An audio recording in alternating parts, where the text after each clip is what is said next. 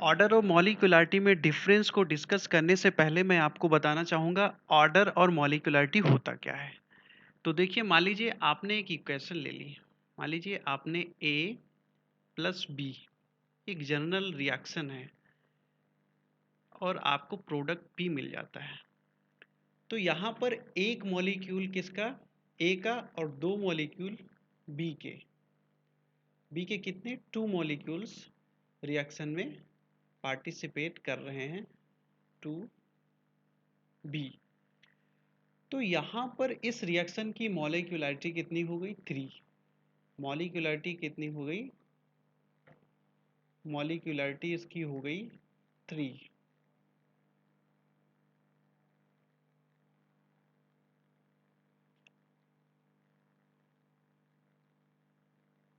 तो मॉलिक्यूलरिटी क्या होती है, molecularity is number of molecules taking part in a elementary reaction. So यहाँ पर मॉलिक्यूलरिटी हो गई आपकी 3। लेकिन जब हम किसी रिएक्शन का ऑर्डर फाइंड करते हैं तो ऑर्डर क्या होता है, ऑर्डर जो किसी भी रेट लॉ में, मान लीजिए यहाँ हमने एक रिएक्टर ले लिया D R upon D T, एक जनरल रेट लॉ मैं आपको लिख के बता रहा हूँ, माइनस इक्वल्स टू के।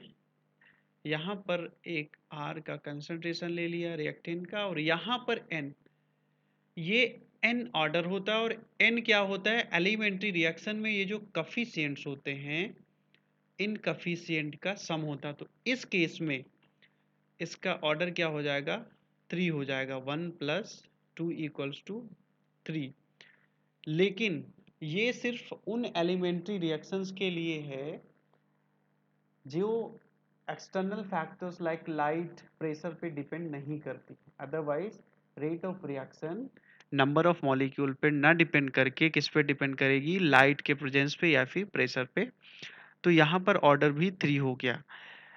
ऑर्डर और मॉलिक्यूलरिटी हमेशा सेम नहीं हो सकती, कई बार ये डिफरेंट भी हो जाते हैं।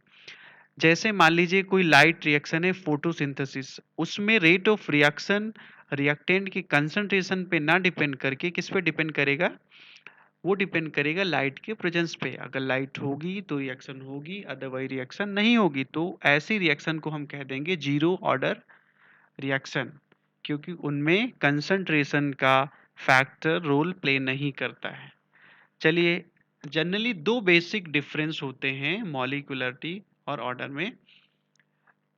मॉलिक्यूलरिटी एक थ्योरेटिकल टर्म है, जबकि ऑर्डर क्या है, एक्सपेरिमेंटली डिटरमाइंड एक टर्म है। मॉलिक्यूलरिटी हमेशा होल नंबर्स में होती है, ये 1 2 3 4 होती है, कभी भी फ्रैक्शन में नहीं होती। जबकि ऑर्डर क्या हो सकता है, पॉजिटिव, नेगेटिव, जीरो, फ्रैक्शन, कुछ भी हो सकता है। मॉलिक्यूलरिटी हमेशा होल नंबर में इसलिए होती क्योंकि कोई भी मॉलिक्यूल हाफ या 1.5 तो नहीं हो सकता ना, इस वजह से ये हमेशा होल नंबर में ही होती है। अब मॉलिक्यूलरिटी के बेसिस पे रिएक्शंस को क्लासीफाई किया जाता है। जिस रिएक्शन की मॉलिक्यूलरिटी 1 है उसे यूनिमॉलिक्यूलर रिएक्शन हम कह देते हैं। जिसकी मॉलिक्यूलरिटी 2 है उन्हें बाय मॉलिक्यूलर, जिसकी 3 है उसे टर मॉलिक्यूलर, जिसकी मॉलिक्यूलरिटी कितनी है, 4 है, उन्हें क्वार्टर मॉलिक्यूलर रिएक्शंस कहते हैं। दोस्तों, फर्स्ट ऑर्डर रिएक्शन और सेकेंड ऑर्डर रिएक्शन ही जनरली होती हैं, थर्ड ऑर्डर रिएक्शन बहुत कम होती हैं। और सॉरी, हम यहाँ पर मॉलिक्यूलरिटी की बात कर रहे थे। फर्स्ट जिसकी 1 मॉलिक्यूलरिटी होती है और जिनकी 2 मॉलिक्यूलरिटी होती है, वही ज़्यादातर रिएक्शंस होती हैं, और टर मॉलिक्यूलर रिएक्शंस बहुत कम होती हैं, और क्वार्टर मॉलिक्यूलर रिएक्शन तो बहुत ही कम होती हैं। ऐसा क्यों होता है, देखिए, कभी भी ऐसा पॉसिबल नहीं होगा कि 4 मॉलिक्यूल्स एक साथ आकर के टकरा जाएं। ये चारों मॉलिक्यूल्स आएँ और एक जगह पर आकर के टकरा जाएं, ऐसी प्रोबेबिलिटी बहुत कम होती, इसलिए क्वार्टर मॉलिक्यूलर रिएक्शंस बहुत कम होती हैं। जबकि ये प्रोबेबिलिटी दो मॉलिक्यूल केस में बहुत होती है, दो मॉलिक्यूल आकर आपस में टकरा सकते हैं, इसलिए बाय मॉलिक्यूलर रिएक्शन बहुत सारी होती हैं।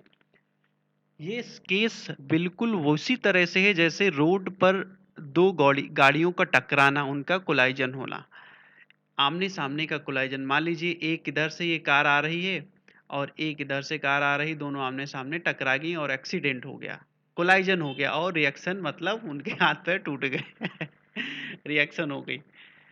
वही केस मॉलिक्यूल्स में होता है। और कभी आपने रोड पे ये नहीं देखा होगा कि 4 गाड़ियाँ साथ में आकर एक टकरा गई, ऐसा बहुत ही कम होता है, रेयर केसेस में होता है। इसीलिए क्वार्टर मॉलिक्यूलर रिएक्शंस भी बहुत कम होती हैं।